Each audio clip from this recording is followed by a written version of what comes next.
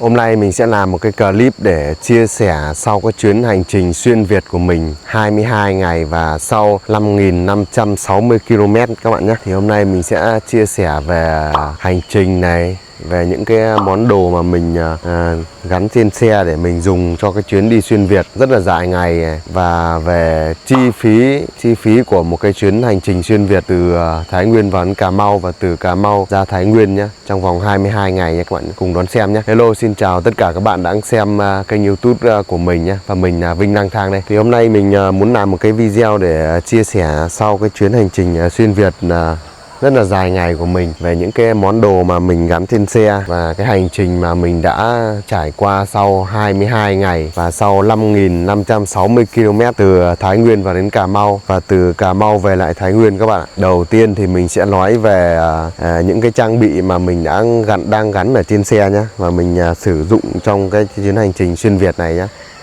Thứ đầu tiên mà mình muốn quay cho các bạn xem đó chính là bộ khung và thùng của hãng M-Biker nhé. Cái bộ khung thùng này thì mình đã làm một vài số video để mình quay và mình review các thứ cho các bạn xem rồi. Nhưng mà mình trong video này thì tất nhiên là mình vẫn muốn giới thiệu lại những cái ưu nhược điểm của cái bộ khung thùng này nhé. Đầu tiên ấy thì mình nói về khung. Cái bộ khung này ấy thì thứ nhất là rất chắc chắn các bạn, chắc chắn kinh khủng luôn.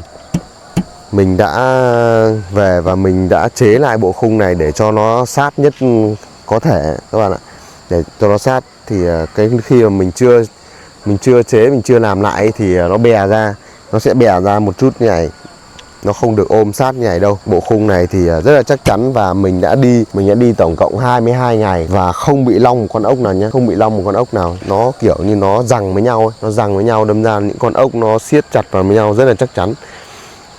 Đấy là về bộ khung nha. Còn về hai cái thùng này ấy, thì ưu điểm của nó đầu tiên là tháo lắp nhanh nha các bạn. Đây, tháo lắp nhanh.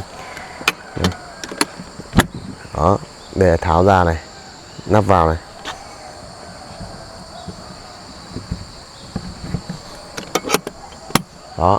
Đó là tháo lắp nhanh. Đấy, thứ hai là chống nước. Thùng này bằng nhôm nha, bằng nhôm nha các bạn nhé, cực kỳ nhẹ và chống nước hoàn toàn nha. Mình có thể là tháo lắp nhanh này, chống nước này. Thứ ba là mình để được rất là nhiều đồ các bạn ạ. Thì sau cái chuyến vừa rồi ấy, thì mình mang được thêm rất là nhiều đồ và rất là tiện luôn. Máy tính rồi sạc chiếc rồi đồ điện tử mình để hết trong này và mình lấy ra rất là nhanh luôn. Đó, khóa cái cũng là an toàn này. Đấy, có 3 cái ưu điểm là tháo lắp nhanh này, chống nước này và đựng được thêm rất nhiều đồ các bạn ạ. Nhưng nó có một cái nhược điểm các bạn. Nó cũng có rất nhiều cái nhược điểm. Thứ nhất là gắn cái này lên ấy và để đồ vào ấy thì nó sẽ bị lặng các bạn. Nó bị lặng và nó sẽ bị làm cho cái xe của mình khi mà ôm cua hoặc là chạy tốc độ cao ấy thì nó sẽ không được như cái chiếc xe không nha các bạn. như mình đánh đổi. Nói chung là đi phượt nhiều, kinh nghiệm nhiều thì sẽ điều khiển control được hai cái thùng này nha các bạn nhé. Đấy, thứ nhất là nó làm cho chiếc xe mình không được ổn định khi vào cua này, vào tốc độ cao này. Đấy, cái thứ hai ấy là khi mà gắn lên ấy thì các bạn phải để ý cái cây phuộc sau nha. Cái bộ này nó đã làm hỏng cái cây phuộc sau của mình, nó bị xì dầu và hình như là chết luôn phuộc rồi. Nhưng mà cái cây phuộc của mình ấy nó cũng từ 2018 đến giờ thì nó cũng gần chục năm rồi. Với mình thì nó bị hỏng thì nó cũng là bình thường thôi. Đấy, cái nhược điểm của nó là như thế. Các bạn có thể độ lại phuộc hoặc là thay phuộc đồ chơi hay là lên phuộc gì đấy để cho nó khỏe hơn các bạn. Cái đấy thì tùy các bạn thôi. Đấy là ưu nhược điểm về bộ khung thùng này nha các bạn nhé. Nhìn với mình thì trông cũng rất đẹp. Còn một cái ưu điểm nữa đó là mình đã bị kiểm tra một vài lần ở trên cung đường từ đây vào đến Cà Mau và từ Cà Mau quay về, nhưng mà không thấy các anh nhắc gì đến bộ khung thùng của mình các bạn nhé. Rất là ok luôn. Mình có rất nhiều anh em trên diễn đàn ấy bảo là đi bộ này thì nó làm nó nguy hiểm này, xong rồi sẽ bị các anh các chú phạt về cái vấn đề chiều ngang, chiều rộng, chiều dài hay gì đó. Nhưng mà không nha các bạn nhé. Các anh gần như là bỏ qua, không để ý gì đến bộ khung thùng của mình cả. Thì như thế là nó được cho là an toàn rồi, đúng không các bạn? Cái thứ hai mà mình muốn kể đến cho các bạn xem ấy, đó là cái túi này các bạn ạ. Đây là cái túi của Motowood 40 lít nha. Đấy, cái túi này thì có thể đựng được rất nhiều quần áo các thứ, có thể đựng được rất nhiều quần áo các thứ. Và cái túi này cũng là chống nước luôn nha. Và cái ưu điểm lớn nhất của cái túi này ấy, là mình có thể để đằng trước này, đây, mình có thể để đằng trước này như này, hoặc là mình có thể để đằng sau như này nhá, dọc cũng được mà ngang cũng được nha.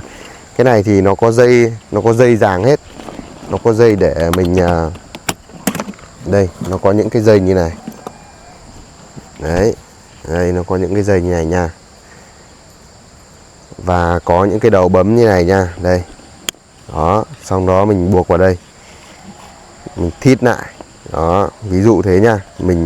Mình đã chằng vào đây rồi, chằng vào đây và mình cài vào đây và mình thít lại đó. Nó có 4 dây liền hai bên, cực kỳ chắc chắn luôn các bạn ạ. Và khi mà mình đổ xăng ấy, mình bấm một phát thôi, mình nhấc cái túi xuống, bấm một phát thôi, nhấc cái túi xuống như này, và mình để sang đây và mình bật cốp lên, mình đổ xăng. Ui, nó quá tuyệt vời luôn các bạn ạ. Chống nước hoàn toàn nha. Và cái túi này mình sẽ để được rất nhiều quần áo để mình thay trong những cái ngày mình về đến khách sạn nhà nghỉ, hoặc là mình muốn thay bộ đồ khác để đi tắm đi bơi ngay lúc đấy. Mình mang được rất nhiều quần áo các bạn ạ. Đồ điện tử thì mình để hai bên này rồi, nên là cái túi này mình chủ yếu là mình để quần áo thôi. Thùng này để những đồ cá nhân cũng vẫn được. Đấy là cái món đồ thứ hai mà mình muốn quay cho các bạn xem, muốn chia sẻ cho các bạn xem.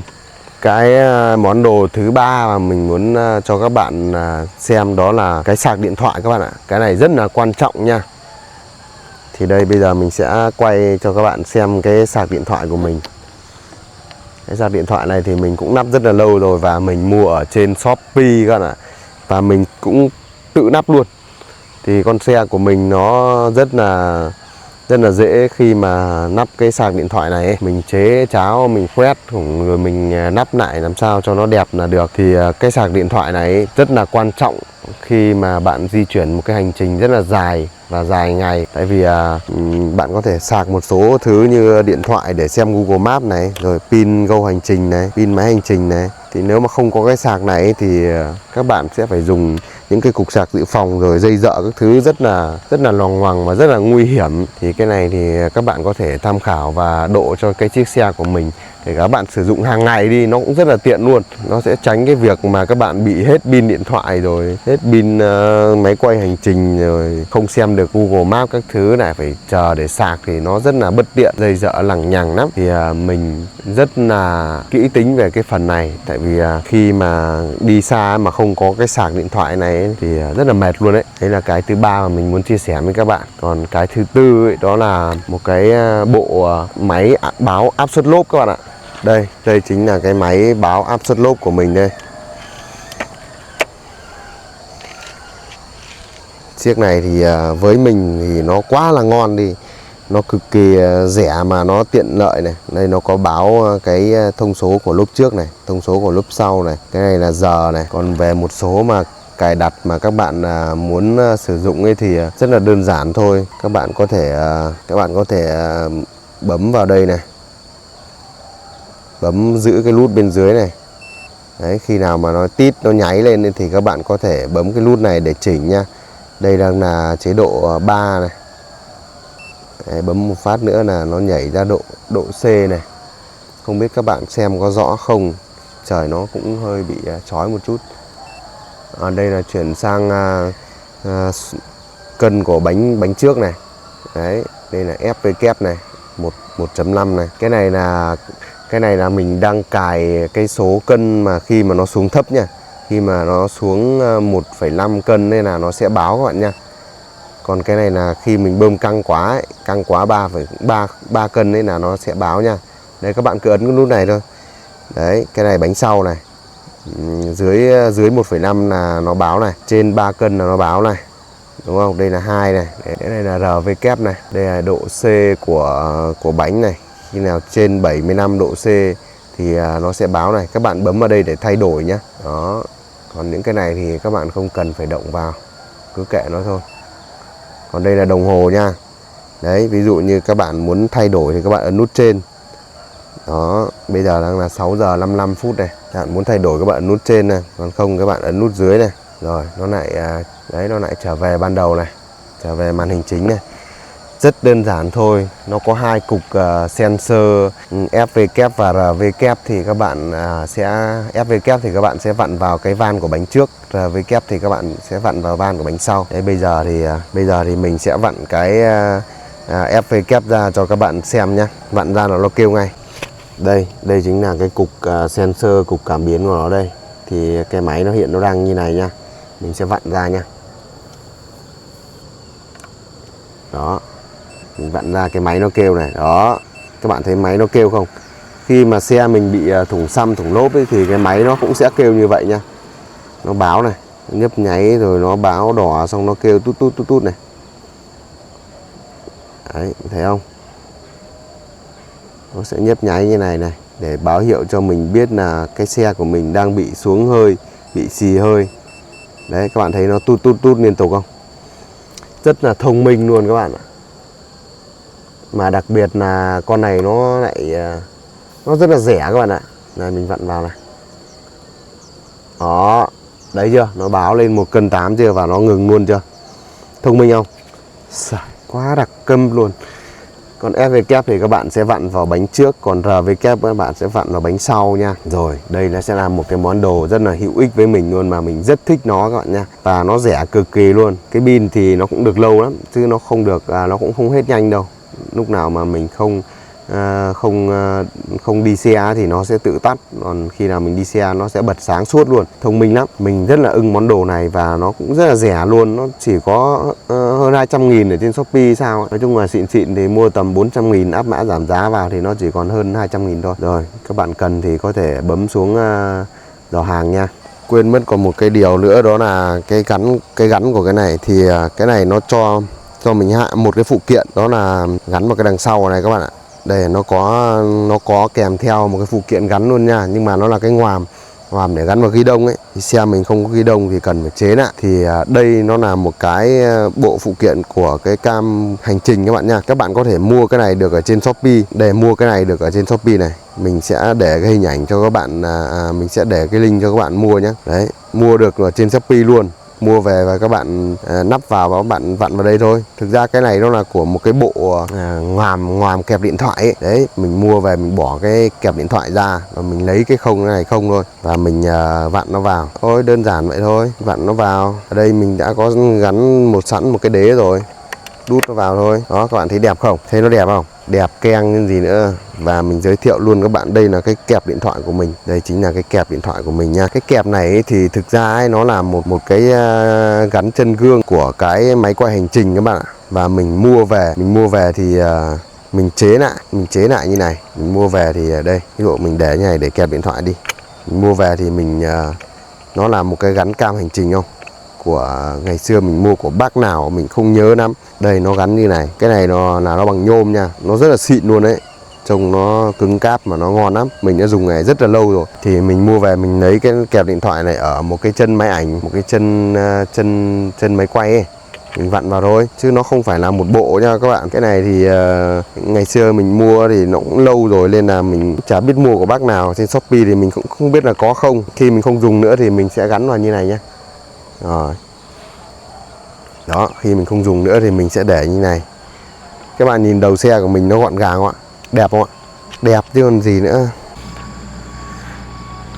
Thêm một cái món đồ nữa mà mình phải dùng ở trong cái chuyến hành trình này, đó là một cái cam hành trình Action 4 các bạn. Đây, một cam hành trình mà mình gắn mũ đây. Đó, đây là chiếc mũ của mình. Và một cái tai nghe bộ đàm nha. Đây là cái tai nghe bộ đàm của hãng Hilot. Đây, con này thì cũng rất là rẻ thôi, và mình cũng dùng rất lâu rồi. Con này được một cái ấy, là nghe nó bình thường thôi các bạn ạ. Nó cũng không có kết nối intercom với những cái tai nghe khác đâu, mà nó chỉ kết nối với điện thoại được thôi. Nhưng mà ấy, con này có một đặc điểm ấy, đó là pin rất trâu các bạn ạ. Pin rất trâu nha. Mình dám khẳng định một các bạn là con này pin rất trâu. Mình dùng cả tuần không hết pin luôn, và mình gần như mình bật liên tục Thì con này nó kết nối với điện thoại để mình có thể nghe Google Maps này, rồi nghe điện thoại khi di chuyển này, rồi mình có thể gọi cho người đồng đội, như gọi cho chú của mình để đàm thoại với nhau này. Mình thì không kết nối intercom nhưng mà mình gọi Zalo các bạn. Mình gọi Zalo, gọi Mac để mình nói chuyện với người đi cùng mình ấy. Đơn giản vậy thôi. Nhưng mà nó cũng rất là hay nha, nó rất là ngon nha. Còn đây là con mũ Rock 08 các bạn. Con này thì thực ra đội nó cũng rất là nặng. Nó không ngon như mấy cái dòng carbon nhưng mà nó là dòng rẻ. Đấy, nhưng mà nó có 2 kính ạ. Đấy.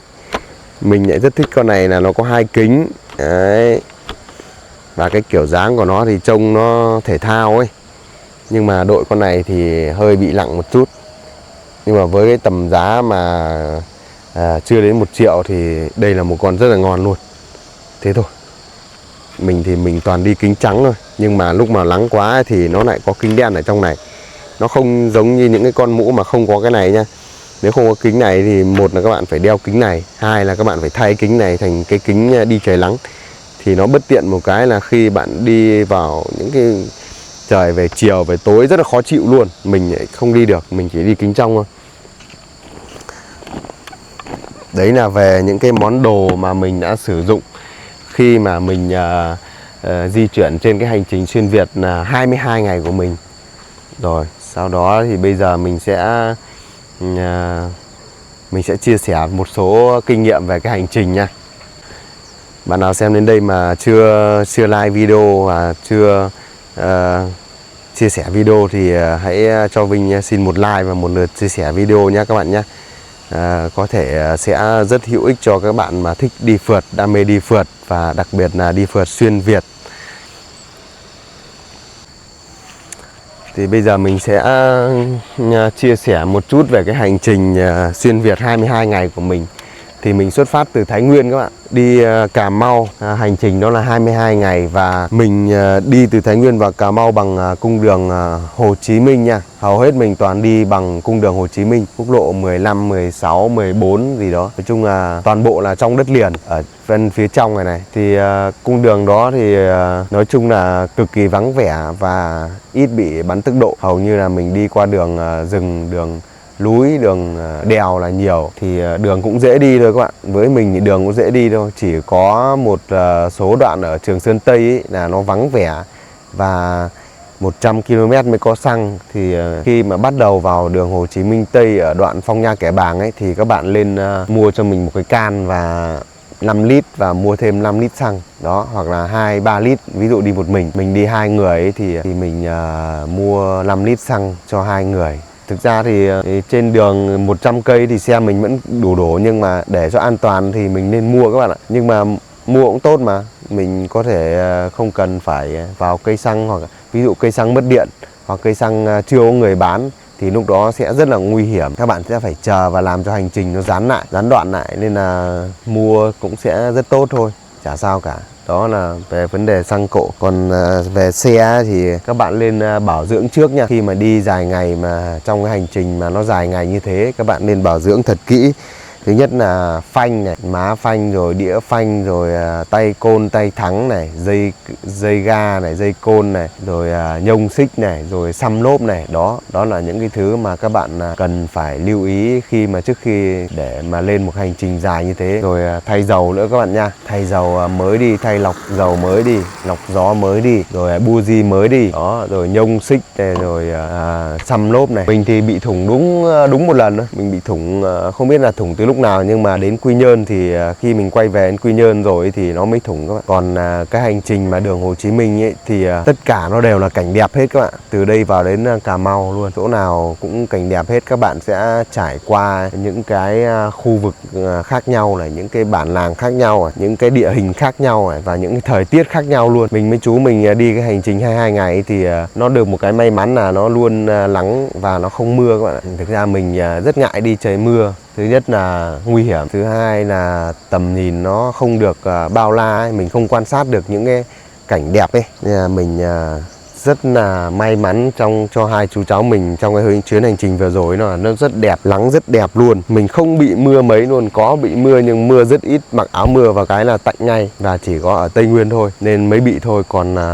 trên cung đường Hồ Chí Minh thì lại không bị nha. Nếu mà các bạn đi mà gặp trời mưa thì nó rất là nguy hiểm. Rồi sương mù nó cũng nguy hiểm nữa. Và Có một điều lưu ý là các bạn lên đi vào mùa hè nhá. Mình thấy mọi người cứ bảo đi mùa hè nắng nóng mấy nọ kia, nhưng mà mình lại thấy cực kỳ là may mắn khi mình đã chọn mùa hè để đi. Nó không bị mưa nhiều này, nó không bị trời âm u này, nó không bị sương mù này. Mọi thứ nó cứ nắng là đẹp nha các bạn. Cứ nắng là đẹp. Trời nắng chạy nó chỉ hơi vất một chút là mình uống nhiều nước thôi, chứ thực ra chạy trời nắng rất là thích luôn đấy.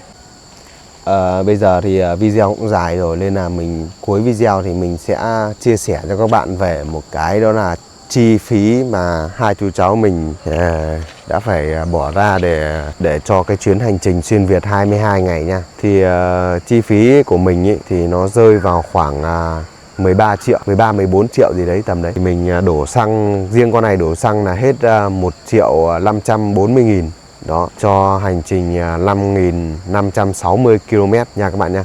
Con này hết 1,5 triệu tiền xăng. Riêng con Exciter này của mình thì chú mình thì không nói đến rồi. Chú mình thì con xe xì bo thì nó có thể hết nhiều hơn, nhưng mà nó cũng không chênh lệch bao nhiêu đâu. Còn về ăn tiêu ngủ nghỉ thì của mình hết độ khoảng 12 triệu tầm đấy, cho 22 ngày nha. 12 triệu cho 22 ngày. Thì khi mà mình đi 2 người ấy, thì chi phí nó sẽ giảm xuống các bạn ạ. Nó sẽ giảm xuống nhiều hơn là mình đi một người nó sẽ chi phí nó sẽ nhiều hơn. Mình cứ tính bình quân mỗi ngày thì 500.000 thôi. Một mình 500.000.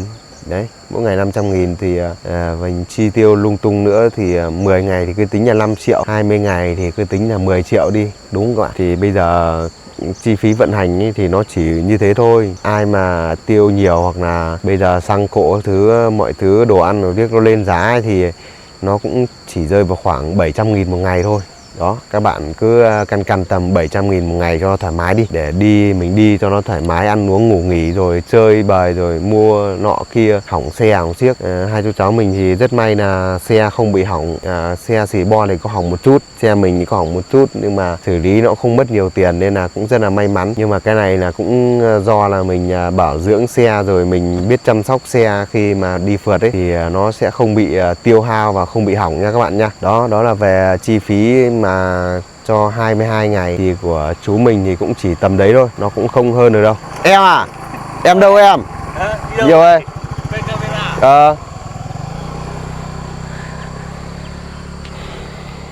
Vậy thôi, mình cũng muốn chia sẻ sau cái chuyến hành trình xuyên Việt vừa rồi của mình cho những cái anh em nào hoặc là những cái bạn nào mà đang cần kinh nghiệm hoặc là đang muốn xem để đi xuyên Việt.